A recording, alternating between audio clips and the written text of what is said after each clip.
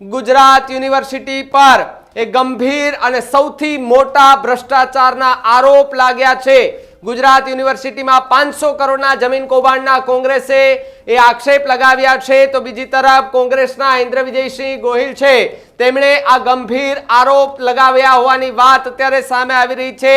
સરકાર નિયુક્ત ગુજરાત યુનિવર્સિટીના એક સિન્ડિકેટ સભ્ય શ્વેતલ સુતરિયા ગુજરાત યુનિવર્સિટીના એક અધિકારી પાસે 75 લાખની ખંડણી માંગે છે।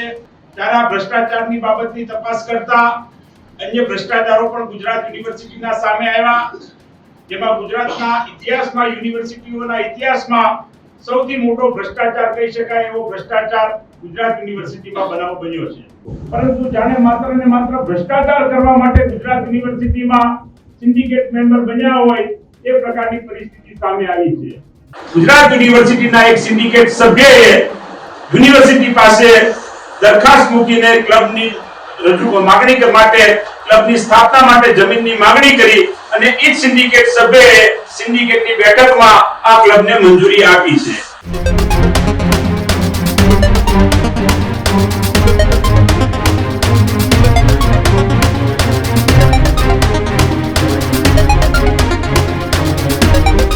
નમસ્કાર, આપ જોઈ રહ્યા છો ન્યૂઝરૂમ અને આપની સાથે હું છું ભાવિક। સમાચાર અમદાવાદથી સામે આવી રહ્યા છે કે જ્યાં ગુજરાત યુનિવર્સિટી પર ગંભીર આરોપ લગાડવામાં આવી રહ્યા હોવાની વાત એ અત્યારે સામે આવી રહી છે। ગુજરાત યુનિવર્સિટી પર એક ગંભીર અને સૌથી મોટા ભ્રષ્ટાચારના આરોપ લાગ્યા છે। ગુજરાત યુનિવર્સિટીમાં 500 કરોડના જમીન કૌભાંડના કોંગ્રેસે એ આક્ષેપ લગાવ્યા છે, તો બીજી તરફ કોંગ્રેસના ઇન્દ્ર વિજયસિંહ ગોહિલ છે, તેમણે આ ગંભીર આરોપ લગાવ્યા હોવાની વાત અત્યારે સામે આવી રહી છે। ગુજરાત યુનિવર્સિટીમાં 500 કરોડના જમીન કૌભાંડનો આક્ષેપ જે છે તે ઇન્દ્ર વિજયસિંહ દ્વારા લગાડવામાં આવ્યો છે। સિન્ડિકેટ સભ્ય દ્વારા એ ભ્રષ્ટાચાર આચરી રહ્યા હોવાનો કોંગ્રેસે સૌથી મોટો આરોપ લગાવ્યો છે, તો બીજી તરફ અને આશીષ અમીને તે જગ્યા પર ક્લબ શરૂ કરવાનું આયોજન કરવાની વાત એ સામે આવી રહી છે।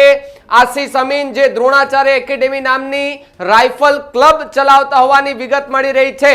15 લાખ સુધીની મેમ્બરશિપ આપવાનું પણ આયોજન આ આખી ઘટનામાં સામે આવ્યું છે ને આ મામલે હવે કોંગ્રેસ દ્વારા આગામી દિવસોમાં આંદોલનની પણ ચીમકી ઉચ્ચારવામાં આવી છે।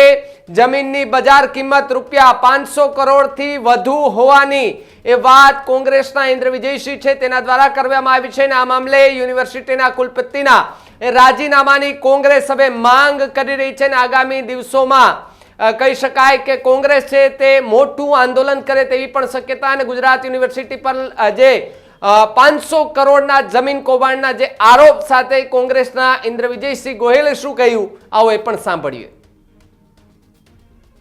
ગુજરાત પ્રદેશ કોંગ્રેસ સમિતિના મુખ્ય પ્રવક્તા ભાઈ શ્રી મનીષભાઈ દોશી, ગુજરાત પ્રદેશ કોંગ્રેસ સમિતિના પ્રવક્તા ભાઈ શ્રી પાર્થિવરાજસિંહ કઠવાડિયા તથા પત્રકાર મિત્રો, ગુજરાત યુનિવર્સિટીના ભ્રષ્ટાચારની વાત કરીએ તો છેલ્લા 2 દિવસથી એક મુદ્દો આપણા સૌના ધ્યાનમાં આવ્યો છે। સરકાર નિયુક્ત ગુજરાત યુનિવર્સિટીના એક સિન્ડિકેટ સભ્ય શ્વેતલ સુતરિયા ગુજરાત યુનિવર્સિટીના એક અધિકારી પાસે 75 લાખની ખંડણી માંગે છે। સાથે બીજા અનેક અધિકારીઓ પણ બહાર આવે છે કે અમારી પાસેથી પણ ખંડણી માંગવામાં આવી છે અને આ વાત મીડિયાના માધ્યમથી લોકોની સમક્ષ આવતા પરમ દિવસે આ સિન્ડિકેટ સભ્ય પાસે કુલપતિ દ્વારા રાજીનામું લેવામાં આવ્યું છે। ત્યારે આ ભ્રષ્ટાચારની બાબતની તપાસ કરતા અન્ય ભ્રષ્ટાચારો પણ ગુજરાત યુનિવર્સિટીના સામે આવ્યા, જેમાં ગુજરાતના ઇતિહાસમાં યુનિવર્સિટીઓના ઇતિહાસમાં સૌથી મોટો ભ્રષ્ટાચાર કહી શકાય એવો ભ્રષ્ટાચાર ગુજરાત યુનિવર્સિટીમાં બનાવ બન્યો છે। ગુજરાત યુનિવર્સિટીની સ્થાપના ગુજરાત રાજ્યની સ્થાપના પહેલા થઈ ચૂકેલી છે। ગુજરાત રાજ્યના અનેક શ્રેષ્ઠીઓ દ્વારા શિક્ષણના હેતુ માટે ઘણી બધી જમીનો ગુજરાત યુનિવર્સિટીને દાનમાં આપવામાં આવી અને આ જમીનો દાનમાં આપવામાં આવી ત્યારે સ્પષ્ટ ઉલ્લેખ પણ કરવામાં આવ્યો કે આ જમીનોનો કોઈ પણ રીતે કોમર્શિયલ કે ધંધાકીય ઉપયોગ ભવિષ્યમાં પણ કરવામાં આવશે નહીં। પરંતુ સરકાર નિયુક્ત સિન્ડિકેટ સભ્યો જેમનું કામકાજ વિદ્યાર્થીઓના પ્રશ્નો માટે લડાઈ લડવાનું હોય છે, વિદ્યાર્થીઓનો અવાજ સરકાર સુધી પહોંચાડવાનું હોય છે। આ સરકાર દ્વારા નિયુક્ત સિન્ડિકેટ સભ્યો દ્વારા ગુજરાત યુનિવર્સિટીમાં છેલ્લા 5-7 વર્ષમાં એક પણ મુદ્દો ઉઠાવવામાં આવ્યો હોય તેવું ધ્યાનમાં આવ્યું નથી, પરંતુ જાણે માત્ર ને માત્ર ભ્રષ્ટાચાર કરવા માટે ગુજરાત યુનિવર્સિટીમાં સિન્ડિકેટ મેમ્બર બન્યા હોય એ પ્રકારની પરિસ્થિતિ સામે આવી છે.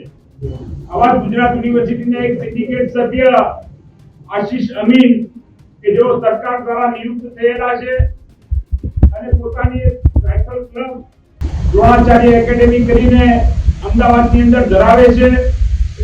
રાતોરાત વિચાર આવે છે કે ગુજરાત યુનિવર્સિટી પાસે હજારો એકર જમીન છે, આ જમીનોમાંથી આપણે સિન્ડિકેટ સભ્ય છીએ તો શું લાભ લેવો જોઈએ. યુનિવર્સિટીમાં એક દરખાસ્ત મૂકે છે અને દરખાસ્ત યુનિવર્સિટી મંજૂર કરી દે છે, જેમાં એ સિન્ડિકેટ સભ્યો પોતે પણ બેઠા હોય છે અને 10,000 કરતા વધારે જગ્યા પોતાની રાઇફલ ક્લબને આપવામાં આવે છે. બજાર કિંમત મુજબ જોવા જઈએ તો અમદાવાદની મધ્યમાં આવેલી આ જગ્યા અંદાજે 500 કરોડ રૂપિયા જેટલી જગ્યા થાય. આ તમામ બાબતોના અમે ક્લબના ડોક્યુમેન્ટ તપાસ્યા, યુનિવર્સિટીની વેબસાઇટ ઉપરથી, ગૂગલ ઉપરથી, તો જાણવા મળ્યું કે આ ક્લબની અંદર નોન રિફંડેબલ ફીસ એ 5,000 રૂપિયા રહેશે. લાઈફ મેમ્બરશીપ જો કોઈ અન્ય ક્લબમાંથી તમારે ટ્રાન્સફર કરવી હોય તો 3 લાખ રૂપિયા રહેશે. લાઈફ મેમ્બરશીપ ભરી લેવી હોય તો 5 લાખ રૂપિયા રહેશે. ઓર્ડિનરી ઇન્સ્ટિટ્યુશનલ મેમ્બરશીપ લેવી હોય તો 7,50,000 તેની કિંમત છે અને લાઈફ ઇન્સ્ટિટ્યુશનલ મેમ્બરશીપ લેવી હોય તો 15 લાખ રૂપિયા એની ફી. કહેવાનો મતલબ કે આ જમીન ટાઈમ બાઉન્ડ વગર આપવામાં આવી છે, લાઈફ ટાઈમ માટે આપવામાં આવી છે અને અમદાવાદની અંદર જેવી રીતે રાજકોટ ક્લબ હોય, કર્ણાવતી ક્લબ હોય, સ્પોર્ટ્સ ક્લબ હોય એ પ્રમાણે જ્યારે ક્લબ ઊભી કરવાની હોય ગુજરાત યુનિવર્સિટીની જમીનમાં એ પ્રકારનો આવો કાચો કરવામાં આવ્યો. ગુજરાત યુનિવર્સિટી દ્વારા એક ટેન્ડર બહાર પાડવામાં આવ્યું હતું. એ ટેન્ડરના નિયમો દ્વારા સિન્ડિકેટ સભ્યો દ્વારા નક્કી કરવામાં આવ્યા અને એ નિયમોમાં ફેરફાર પણ આ સિન્ડિકેટ સભ્યો દ્વારા કરવામાં આવ્યા. જેમ કે દાખલા તરીકે પેલો ફેરફાર કરવામાં આવ્યો કે ગુજરાત યુનિવર્સિટીમાં